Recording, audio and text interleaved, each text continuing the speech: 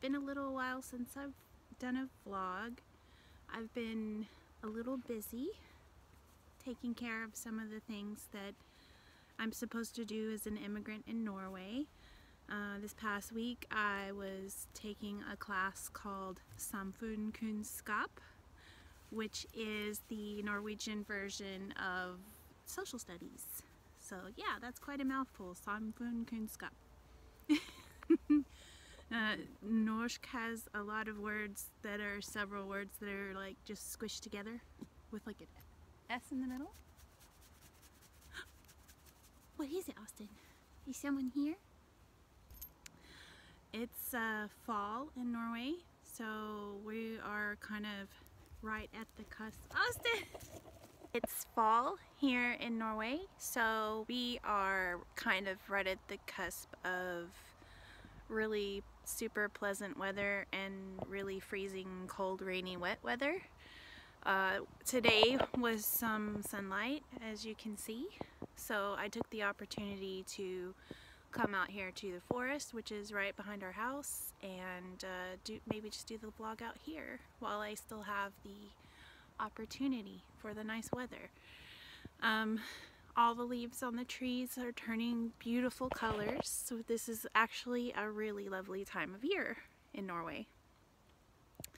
But as I was saying, I was taking care of some of the requirements that Norway expects of immigrants, which is really interesting. You have to take a 50-hour social studies class. Well, it depends on what you immigrated as. For example, I'm here on family reunification, so I have a few other requirements other than somebody who's here on work or as a refugee, asylum. But anyway, the cool thing about Norway, which I think a lot of other countries could perhaps take some notes on, is that they will pay for your language classes. For family reunification, they'll only give you 300 hours of language for free, which is amazing. It's amazing. I said only, but I think that's fabulous. And they also require that you do 50 hours of social studies. So that's what I was doing this past week, just wrapping up my last 25 hours, and now I have to take a test.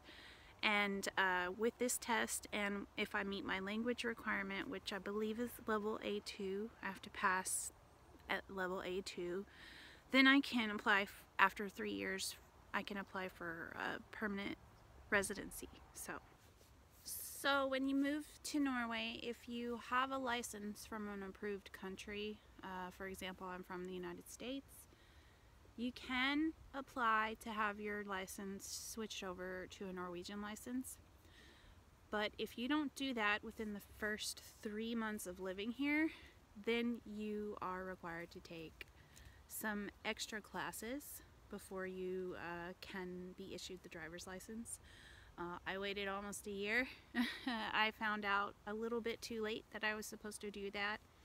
So as a result, I had to take some classes, which actually I'm grateful for after the fact, although they are quite expensive. I took dark driving, which they call mørkekjøring. Mørkekjøring. I took glattkjøring, which is slippery driving. I took førstehjelp, first aid, and I have to take the theory test, teoriprøven. I have to also take a practical exam where I sit with somebody and they drive. So I have gotten the classroom portion stuff out of the way, and this week on Thursday I'm taking my theory test, and it's really hard, you guys. I've been using a study guide, and you can take the test in English, which I'm super grateful for, but the English used here is British English, and the way they word and phrase some of the questions is a bit tricky. So hopefully I pass. We'll see, I'll let you know. But yeah, Thursday is the day. I'm gonna get that out of the way.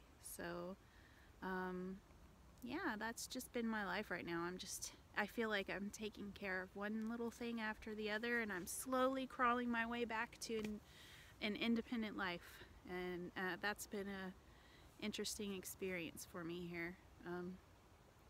We learned a little bit about what immigrants go through in Samfunnskunnskap. We talked about mental health. We talked about mental health issues.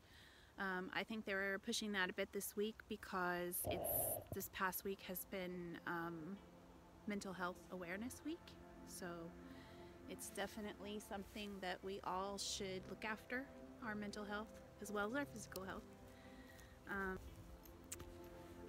Being an immigrant can be exciting. It can be fun to be in a new space and to start life with a new slate. But it can also be quite difficult. It can be very depressing. You know, it doesn't matter if you're here because you ran from a war-torn country or if you just come to reunite with family. You go through this similar process of throwing yourself into the unknown. You know, you still have the loss of the familiarity of your surroundings, and so it's a tough process. You know, it's definitely a transition that everyone has to go through, and it's not an easy one. But at the end of it all, it's definitely transformative. You grow as a person. You become a better human being, I believe, out of it. And yeah, it's very interesting.